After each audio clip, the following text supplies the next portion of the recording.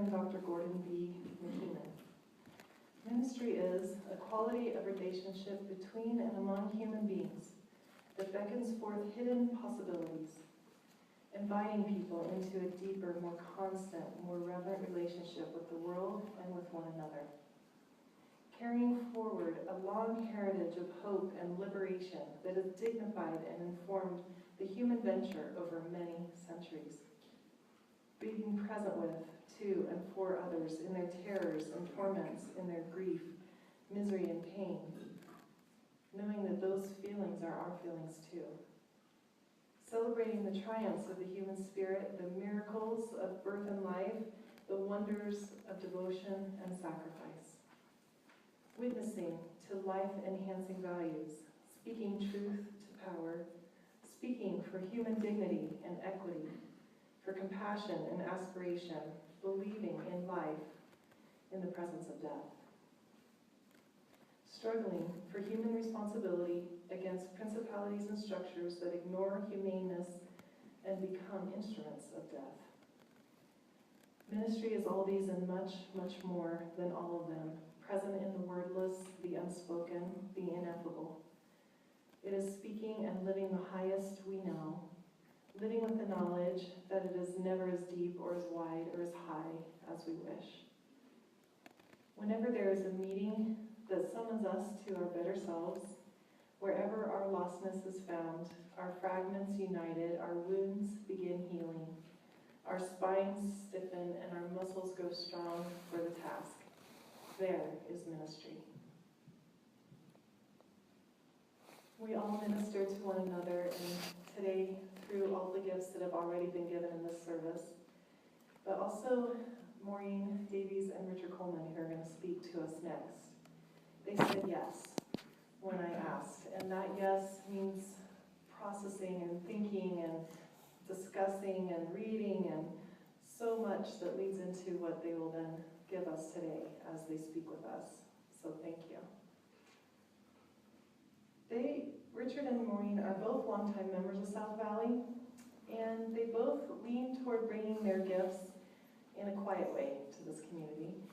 And that's why I really love when we get to hear them from the pulpit and hear what they have for us. I asked them to give their perceptions of South Valley through the years, what they have learned, how it has informed their theology, their way of thinking, and also if they've seen how it informs our community at large. And Richard's going to go first. Thank you.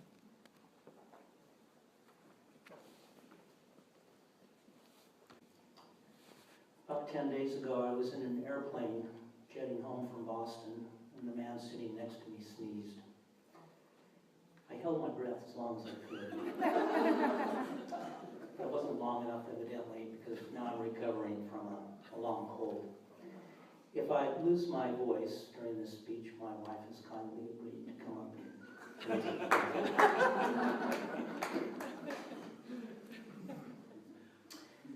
Some of you may have seen the old meeting house, which is a convention center on Highland Drive and 41st South in Holiday. People rent it for wedding receptions and other social events. It was built at the turn of the 20th century of red bricks and it burned coal for heat. But when I was a child, it was an LDS ward house. It's where I went to church. My earliest religious experiences were there, on the hard wooden benches upstairs in the chapel, and downstairs, where we met for Sunday school class, on our kids-sized wooden chairs placed in a semicircle on the hard linoleum floor. The white plaster walls rose to a high, airy ceiling, and our teacher's voice echoed as she talked about the Garden of Eden, the Ten Commandments, the Great Flood, Joseph Smith, and other stories of a religious nature.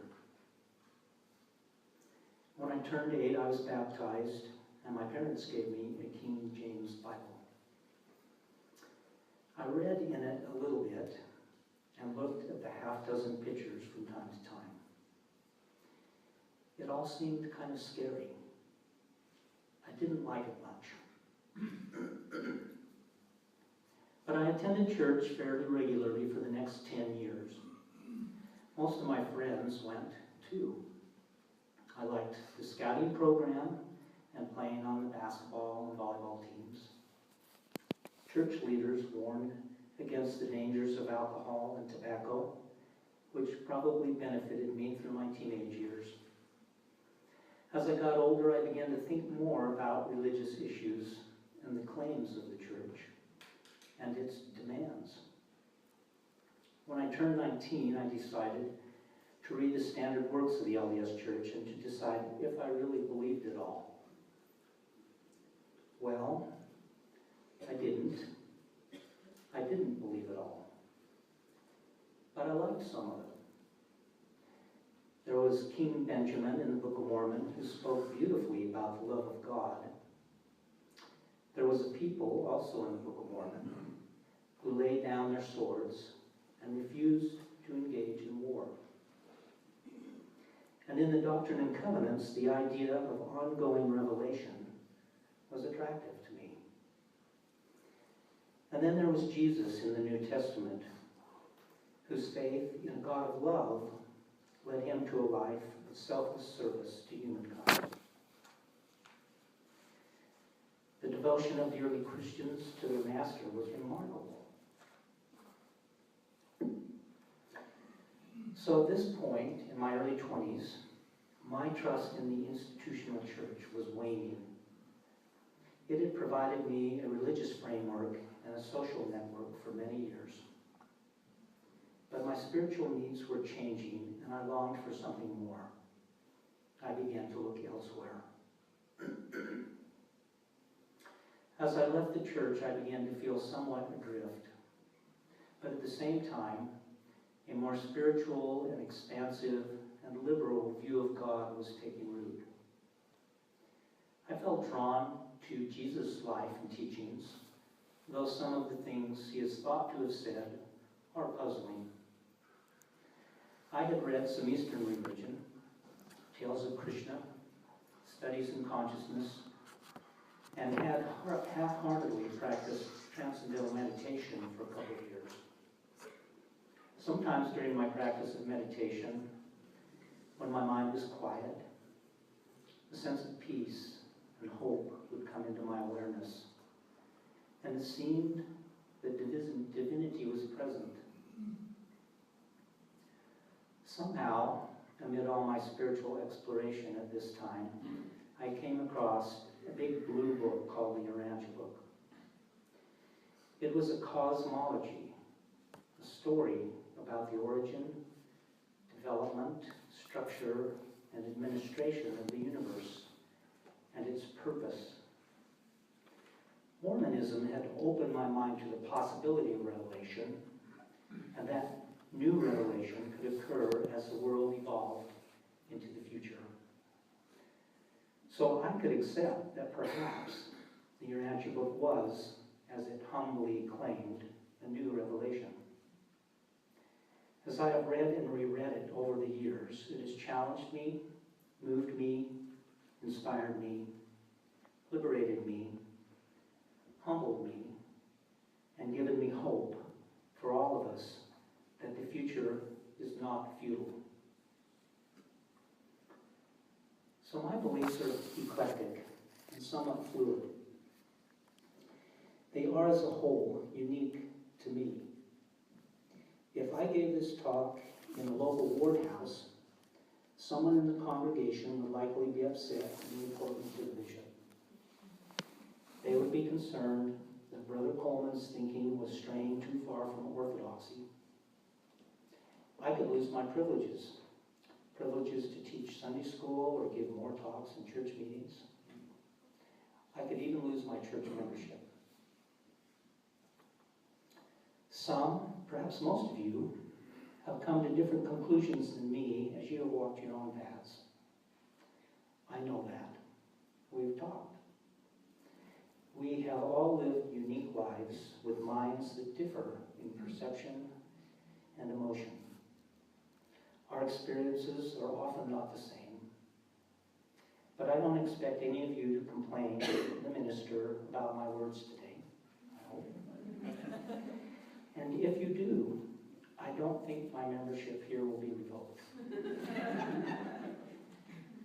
Here at South Valley, we trust in each other's goodwill and sincerity. We don't have to think alike to love alike as we walk our own paths in the search for truth and meaning. Before I came to South Valley with my wife Roseanne and my son Nathaniel, I knew there was something I liked about Unitarian Universalism. It was 14 years ago that we made bold and walked through these doors. I think it was a good choice for our family. It has been a good fit for me. South Valley didn't make me into a new person. It allowed me the room to grow more fully into the person that I was and wanted to be. My life has been greatly enriched by my friendships with and conversations with fellow South Valley members. Mystics, pagans, agnostics, atheists, liberal Christians, all have come together in this place. Heterosexuals, those with same-sex attraction, those who have chosen a different sexual identity than the one handed to them, we all share these seats. Together we celebrate the amazing diversity of the human race. I value the opportunities I've had for personal growth here at South Valley. For several weeks I had the privilege of teaching the junior high and later the high school kids something about the Old and New Testaments. I and 2 other teachers collaborated to come up with our own curriculum, and we presented to our young, bright kids a liberal approach to scripture study informed by modern-day scholarship. It was so liberating and enlightening for me to revisit the Bible from these perspectives and as an adult. It no longer frightens me. I see these scriptures now as a story about the nature of humanity, not so much as a story about God. Although it is interesting to see how the Hebrews' concept of God evolved over the centuries. And for those interested in learning more about the Bible, I recommend Mel Gunderson's Bible study class here at South Valley. It's not your typical Bible study class. Mel has studied at seminary and continues to study in her spare time. The stacks of books she brings to class makes a liberal Bible student's mouth water. She knows some Greek and Hebrew, and she understands the rich, layered contradictions and ironies hidden in Scripture. Mel teaches her class monthly throughout the winter. And for those who are questioning their religion, perhaps losing their faith in it, perhaps needing to leave it, Bill Dobbs is waiting for you. Actually, most of Bill's proselytes come from outside these doors, but they have trickled into Bill's religious transition group, a little at a time for many years. Bill has offered them a place to talk without judgment or censure about the trauma of leaving a religion once believed. They can tell their story and be heard by sympathetic ears. They can discover that they are not alone. There are many other reasons not mentioned in my comments today that Unitarian Universalism, and particularly South Valley, is a place for the liberal religionist or otherwise might find a safe and stimulating place to spend some time. I started coming to South Valley just to support Brenda. I had no reason. I thought I did not need a religion. Many years ago, Brenda was searching for a place where she fit in. I really never understood her search for a religious family. I often slept in, or I went hiking or skiing. And then Brenda found South Valley. She got involved, and I just came along for the ride. I had never felt a desire to belong to any religious organization. I thought I had a full life with lots of friends and lots of things to do. Then there came a time when I felt that I had been limiting myself. I only mingled with people who thought the same as me, who were the same age, same color, same gender, same thoughts. I did not know, however, that I was limited at that time. It was when we were having a dinner, something kind of like a circle suppers that we have now, with some South Valley members. One family had teenage sons. We were playing games, and I remember having a very in-depth conversation with one of these teenagers. It was very much an eye-opening for me. This was over 25 years ago. I was much younger then, and I thought that I knew a lot more than I do now.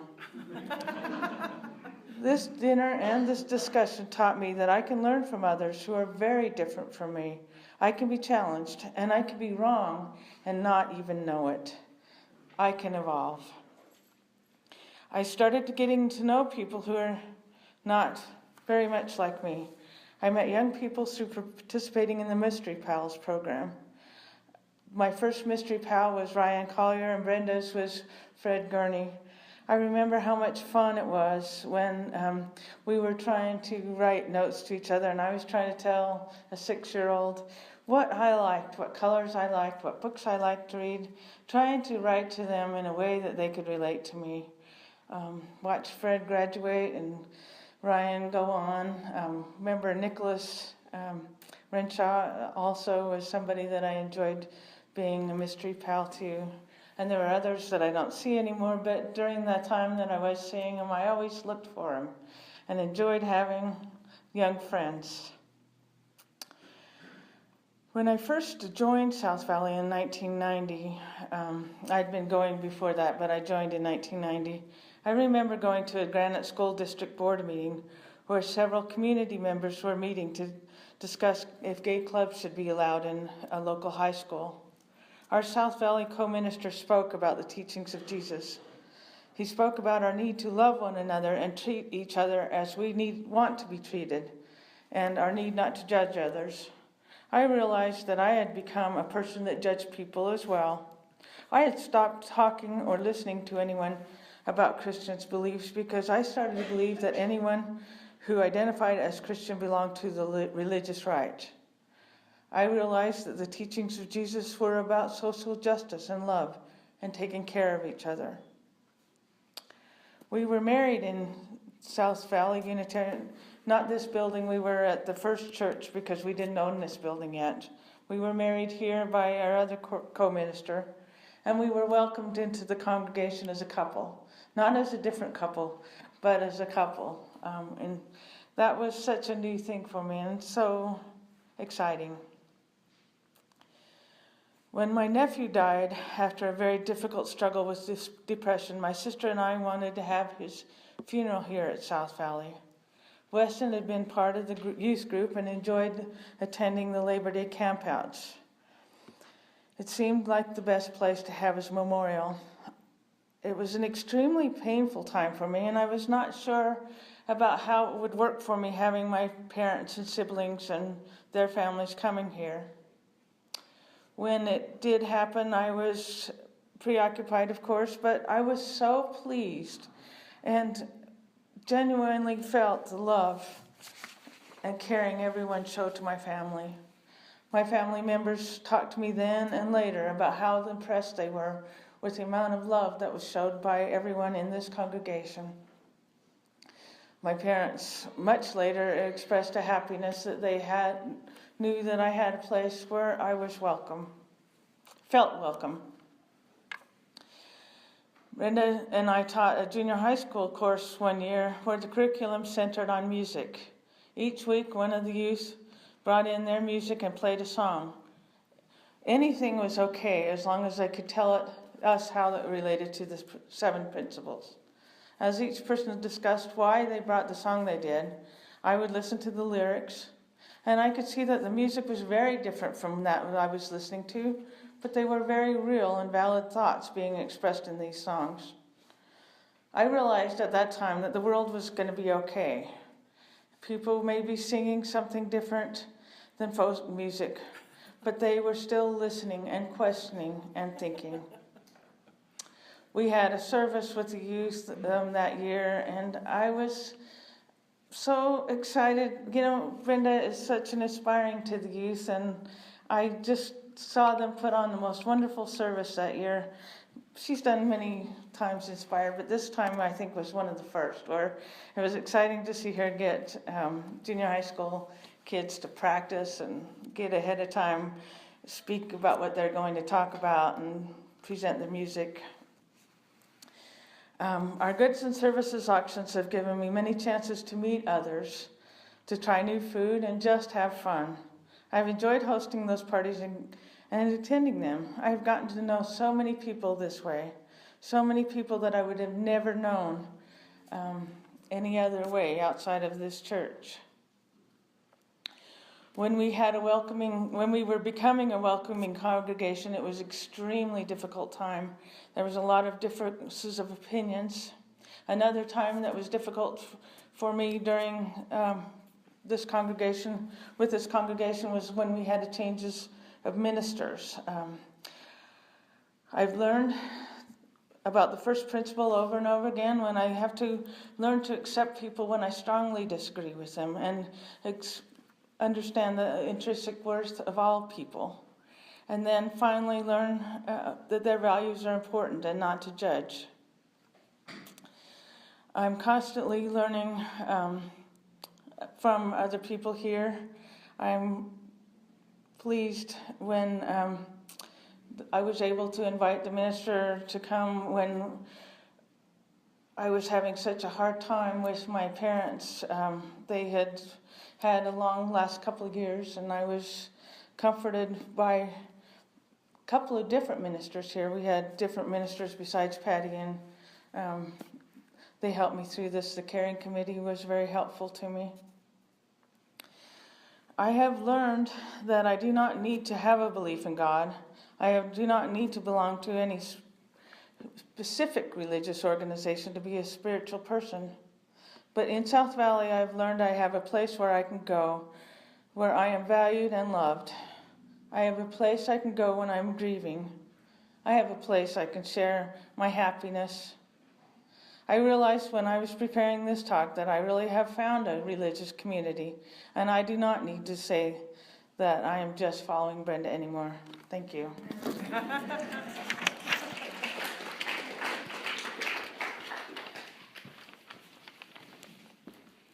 Thanks, Wayne. Our closing hymn is number 1.